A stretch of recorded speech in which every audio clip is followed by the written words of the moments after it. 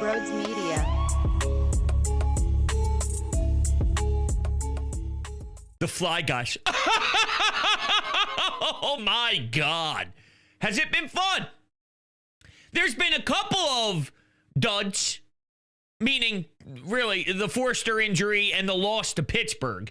Those two in particular, you know, they're duds. I don't know if that's the right word to describe it, but you get my point. Is there's been a couple of sour things that have happened over the last couple of days or so, but that most recent road trip, and you see what they do against the Devils, the Isles, being down 2-0 on the road against the Panthers. Everyone thought they were dead, and then they pull a victory out of their asshole.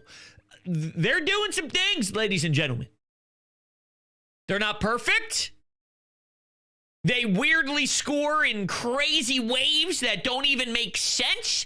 They'll find a way to light the lamp 3 times in 17 seconds, and then you never see any goal again for the rest of the game.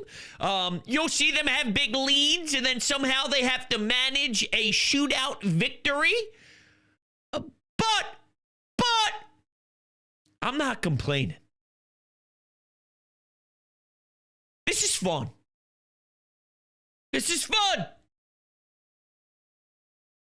They're doing things that I think is very beneficial for the state of the franchise. They're getting phenomenal goaltending by Vladar, and there's no reason to believe that's just going to poof and evaporate into thin air. And if you have a goalie, well, who knows? Shut your mouth. Don't debate me. Shut your mouth. Shut up. If you have a goalie, who knows? And right now, this is an extremely competitive Metropolitan. And they're right in the thick of it. They're hanging in there with everybody else. Do you want to bitch about their PK? Do you want to bitch about Urson? You want to bitch about, I don't know, Zamula? They're flawed. I'm having fun. What a big win against Buffalo. I think that win is so important because you're down someone who is a big personality. Tyson Foerster getting banged up when his shoulder, I was at the game, I was at the barn against the Penguins, when his shoulder was basically separated from his entire body and just laying there on the ice.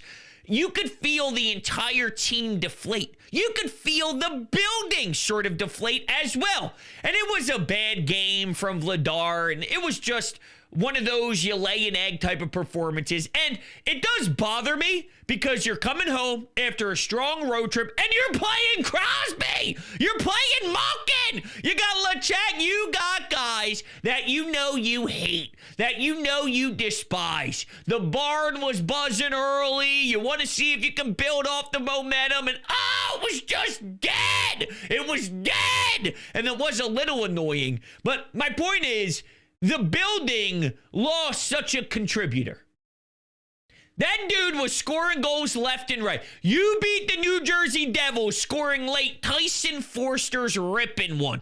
Tyson Foerster scoring bingos all day. This kid's got 10 goals in 20 games. He's scoring all over the place. He's coming into the zone with Noah Cates, and Noah Cates throws a backhand sauce, and he's one-timing it with a one leg on the ice rip. That was sick and filthy. You had him moments later come down the right side of the wall after a neutral zone transition. They're heading up ice. Another little pass to him on the right side. He rips it. He gets a goal. And I'm referencing some of his goals over the last 3 or 4 games or so, but he is so important to what you do.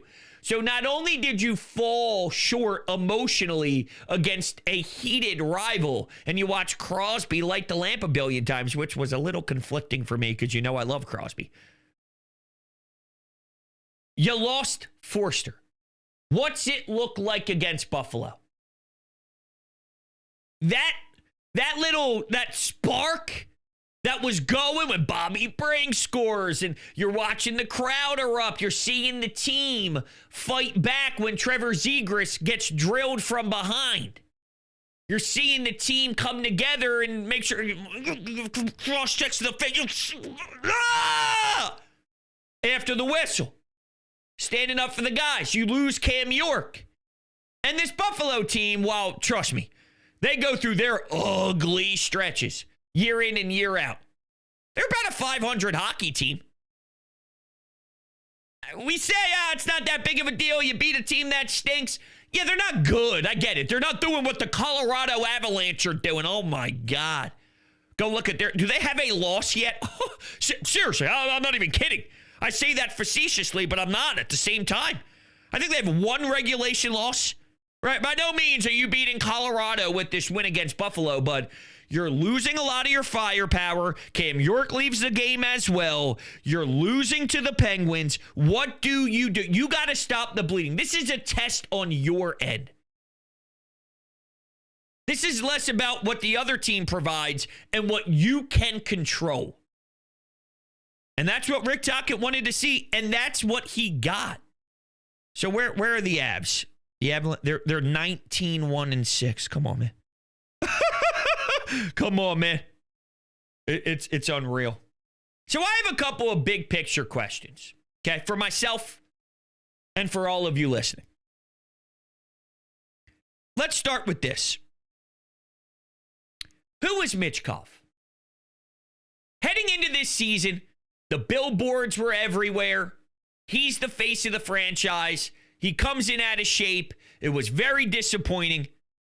He had a couple of points against Buffalo. I think he's definitely trending in the right direction to find his game again. There was an awesome back check that was highlighted a few games back where he's busting his ass to get back into the defensive zone. It probably could have been a hook if I'm being open and honest with you all, but he kind of back checked and he put his stick over the forward who was kind of in the high slot area, and he broke up the pass. And it was a good effort, though. Strong without the puck. Things that you're trying to really see him improve on.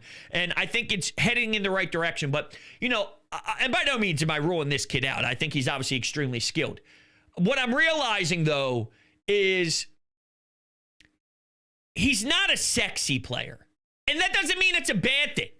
But I'm trying to figure out who Michkov is. I'm seeing Connor Bedard. And truth be told, Connor Bedard had a really rough season a year ago where they were contemplating if Chicago had a god. And now he's a superstar of all superstars. And I'm not acting like something similar can't happen to Matvei Michkov. But what I'm telling you is there are certain guys where you are blown away by what they do. He's not sexy. Now, that doesn't mean it's bad. There are players who do so many great things, who do so many beautiful things that don't necessarily make you feel crazy body-like things. You know, get you erect, let's say. There are certain guys who go, oh my God! Did you see that? Zegras has more of that. Michkov's not that. And maybe he's just a guy that's really good. Really good. But it's not, I have to see every time this guy is out there. Trending in the right direction. Don't know if the sex appeal is there as much as I would like. And I hope that changes. Look, it takes one highlight reel goal, one Michigan, one crazy. And then by the way, I want to be very clear. Sometimes that stuff, okay, sexy, I want winning. Sexy my ass, I want winning. Right? So just because it's not that doesn't necessarily mean it's a bad thing. Maybe it actually ends up being a better thing. Because sometimes I think certain players get so distracted by the sexy, they lose the pure ability to play the game the right way and focus on the areas that are important. But I'm always shaken by the way he entered the season and the lack of preparation in the offseason. That's always sort of going to bother me, and until I see a lot from him. He dug himself a hole, and he's got to dig himself out of that hole for me, too. So I'm watching through that lens also, for whatever it's worth. Is Dan Vladar real?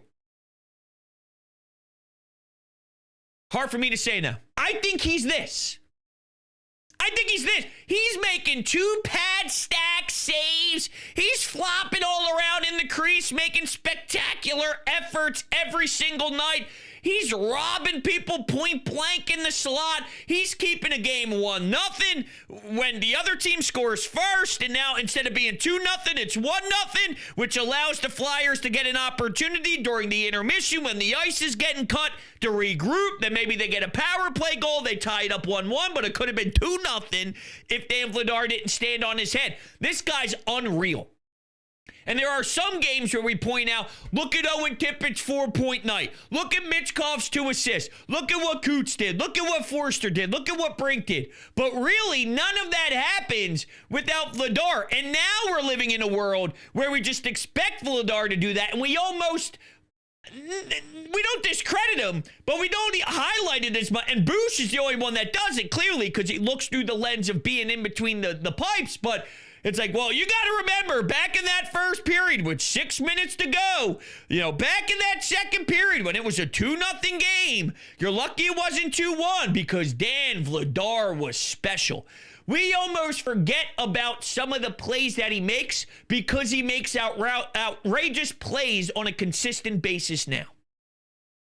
So it's hard for me to think that we're not just going to get this Dan Vladar as long as he stays healthy until he shows me he leaks oil.